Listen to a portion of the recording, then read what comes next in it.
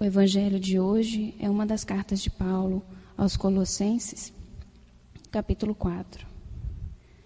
Sedes perseverantes, sedes vigilantes na oração, acompanhada de ações de graças. Orai também por nós. Pede a Deus que dê-lhe livre curso à nossa palavra para que possamos anunciar o ministério de Cristo. É por causa desse ministério que estou preso. Possa eu fazê-lo conhecido, como é meu dever. Procedei com sabedoria no trato com os de fora. Sabei aproveitar todas as circunstâncias, que as vossas conversas sejam sempre amáveis, temperadas com sal, e saber responder a cada um devidamente. Graças a Deus. O tema proposto para hoje é o processo evolutório. Ele está no livro de Celso, no Caminho da Luz Universal. Ele vai desde elementos íntimos, individuais, a elementos coletivos.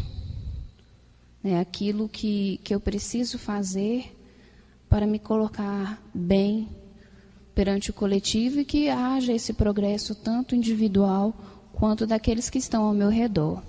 Ele se subdivide entre planos dimensionais, plexo, chakras, e vão explicando cada um desses temas que são elementos fundamentais para o nosso processo de evolução.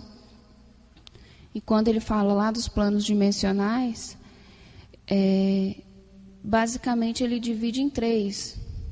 Os planos inferiores, que são, o umbral, e é uma camada que a gente ainda se encontra, no plano dimensional. O astral médio, que seriam as colônias espirituais, as casas transitórias, e o astral superior, que são os planos mentais, que é o que a gente tem trabalhado todos os dias para alcançar, com a nossa reforma, com os mentores e com os trabalhos que a casa proporciona para a gente, para essa reeducação espiritual que a gente vive nesse instante. Cada plano dimensional é dividido pelo nível vibracional das suas energias. Os espíritos superiores, eles conseguem adentrar tanto no astral médio, nos planos inferiores, porque eles conseguem reduzir a sua capacidade energética. No entanto, os espíritos inferiores, eles não conseguem penetrar nas camadas superiores, porque falta para eles o mínimo, que é o ponto de equilíbrio que eles deveriam ter. Então, o que separa eles, o que os impede de entrar nesses planos superiores, são essa falta de equilíbrio mental, de educação energética, Eles vivem numa frequência vibracional muito densa e eles não conseguem atingir essa sutileza, porque quanto mais elevado o plano, mais sutil a energia, mais leve. Então, falta para esses espíritos inferiores essa leveza, que é conquistada com muita dificuldade. Por isso que as entidades superiores, elas conseguem transitar de um plano a outro, porque elas conseguem, com a sutileza dela, adentrar e reduzir essa capacidade de luz, para que não agrida também aqueles que eles visitam e muitas vezes ajudam. As casas transitórias, para a gente também não tem segredo, porque são locais onde aqueles seres que ainda precisam da reencarnação, desse aprimoramento espiritual, de aprendizado, às vezes não precisa necessariamente reencarnar, mas ele ainda não está pronto para uma próxima dimensão. Ele não está apto para uma dimensão com uma vibração energética superior à que ele se encontra. Ele precisa de uma adaptação ainda mental para conseguir alcançar. Essas casas transitórias, elas vão servir disso. Para alguns, para a preparação para o reencarne, para outros, de estágio, para conseguir seguir para essas cidades espirituais mais elevadas. Ou muitos decidem ainda ficar ali para ajudar aqueles que eles têm afinidade. Sejam amigos ou aqueles que eles consideram familiares espirituais. Então, eles permanecem ali para conseguir ajudar. Porque nos planos espirituais superiores, assim como na Terra, que a gente fala que é uma tentativa de cópia desses planos superiores, há o trabalho. E eles recebem o bônus hora por esses trabalhos.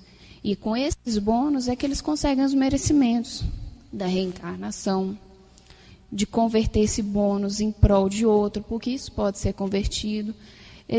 Todos os merecimentos espirituais, eles são adquiridos através desse bônus. Aquele que vai para uma colônia espiritual, para uma casa transitória, e que não trabalha lá, que não busca evolução, ele fica estagnado ali anos. Não sai do lugar, porque ele não tem essa proatividade de querer uma melhora. Mas assim como na Terra, as colônias espirituais, ainda mais, elas têm esse trabalho e esses cursos, tem praticamente as mesmas divisões da Terra, mas de uma forma mais proveitosa, sem supervalorização de uns em virtude de outros. Há uma igualdade naquela que a gente busca um dia conseguir aqui na Terra, mas que ainda precisa de muito trabalho, né? As pessoas acham que é o mundo, o planeta Terra que tem que ser regenerado, e na verdade são as pessoas. O problema, a confusão que se faz hoje em dia é essa. O que deve ser regenerado, o que deve ser reeducado é o ser humano e não o planeta. O planeta é uma ação da natureza, é um local onde nós habitamos, onde nós estamos. Mas o processo de educação, a mudança, ela vem de nós. O planeta apenas está refletindo as nossas atitudes, tanto espiritual quanto fisicamente. Os nossos desgastes, os nossos excessos, eles são vistos a todo instante. Fisicamente, pelos efeitos que nos causam, espiritualmente, pela densidade das energias, ou pela ausência das boas energias, porque nós não deixamos que elas se aproximem de nós. A consciência nesse processo ela é muito importante. Para falar de consciência, a gente tem que buscar lá do início. O que seria para o dicionário a palavra consciência? É um sentimento ou conhecimento que permite ao ser humano vivenciar, experimentar ou compreender aspectos ou a totalidade de seu mundo interior.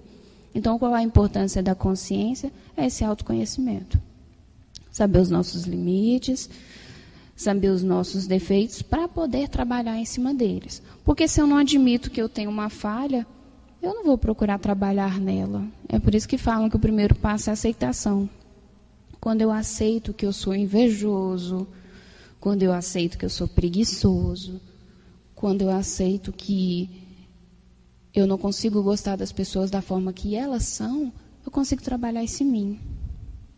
Aí eu vou ver qual é o ponto inicial que está me desvirtuando para que eu consiga trabalhar isso. Então, aí, a partir disso, eu vou começar a trabalhar nesse ponto para que eu consiga aceitar as pessoas como elas são, para que eu entenda que a inveja, antes de fazer o mal para o outro, ela está fazendo mal para mim. Porque não é uma energia que soma para o meu espírito. Ela vai subtraindo, vai gerando um cansaço que não é bom para nós. O magnético do corpo, diferente da áurea, são energias que ficam ao redor do corpo e chegam a cerca aí de 1 metro, mais ou menos. Mas ela é diferente da áurea, porque a áurea é o campo magnético do espírito. E aí vai variar de acordo com a hierarquia do espírito, até da forma que o espírito se encontra naquele instante, porque ela tem essa flexibilização.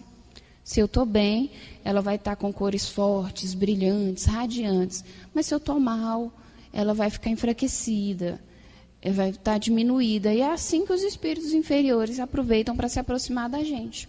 Eles fazem essa leitura da nossa aura.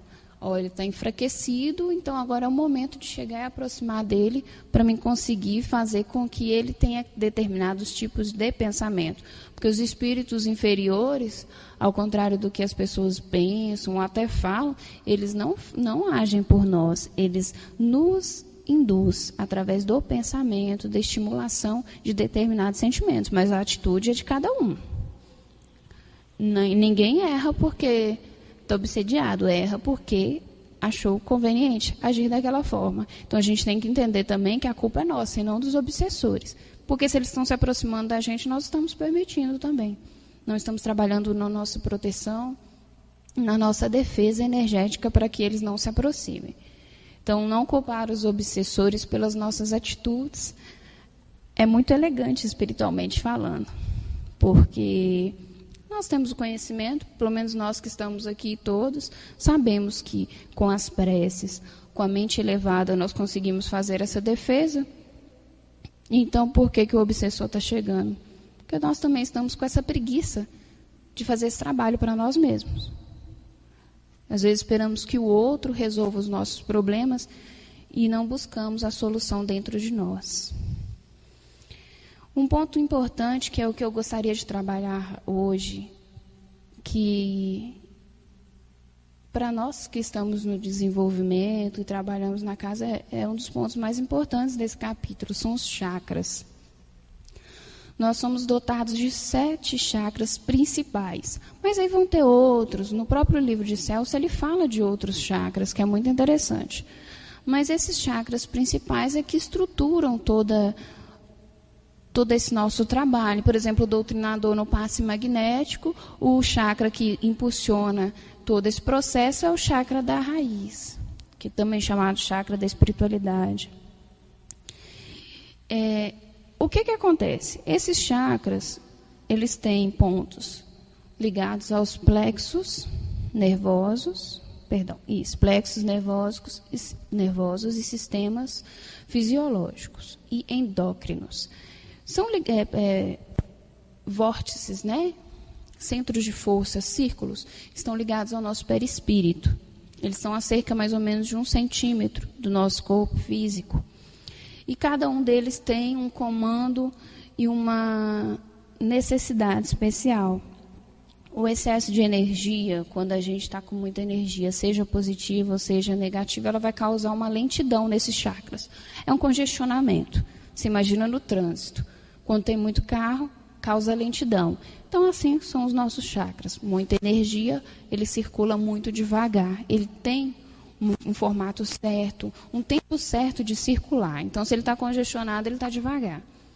Se ele está sem energia, então ele circula mais rápido. E isso causa efeitos tanto fisiológicos quanto no nosso sistema, nos órgãos, né? Consequentemente, nos nossos órgãos. Quando ele está numa quantidade exata, então está tudo tranquilo. Daí a importância, por exemplo, do trabalho de Saint-Germain, do alinhamento dos chakras. Às vezes a gente está com mal-estar e não consegue entender. Pode ser consequência de um chakra que está ou rodando mais devagar ou mais lento, diante desse desequilíbrio do nosso psíquico. Nossa mente, que comanda tudo, nossas emoções, as nossas vibrações. Então, ela que vai estar fazendo esse controle do nosso ser espiritual para que esses chakras não se sobrecarreguem ou não estejam ausentes dessa energia que nós precisamos. Cada chakra desse troca energia com o campo universal, quer dizer, com todo. Nós somos um todo, um único, cada um com a sua individualidade, mas nós somos um todo cósmico. Então, como Carlinhos falou muito bem na semana passada, e é difícil falar depois que Carlinhos vem aqui, a gente fica inibido porque ele fala muito bem do fluido universal, esses chakras vão estar recebendo esses fluidos, né? Eles são responsáveis pela essa energia vital, principalmente o chakra do plexo solar, que é o chakra de poder, o nosso centro de força, né? Então, eles fazem parte desse todo. Então, através desses chakras que nós vamos estar recebendo esse fluido, essas energias, para poder estar trabalhando elas. E o que é que faz desequilibrar esses chakras? Como eu disse, esses são os nossos pensamentos e os nossos sentimentos. Então, por isso que é muito importante vigiar o que a gente está pensando. Não é uma mudança. Hoje eu acordei, então hoje eu vou passar o dia inteiro bem, eu vou me propor e a partir disso eu mudei. Não. Nós temos um padrão vibratório que ele é constante entre nós. Por mais que a gente passe um dia muito bem, a gente tem uma memória desse padrão vibratório. Como funciona? Então, todos os dias eu tenho que me propor a ser uma pessoa melhor, até que isso faça parte efetivamente do meu padrão vibratório.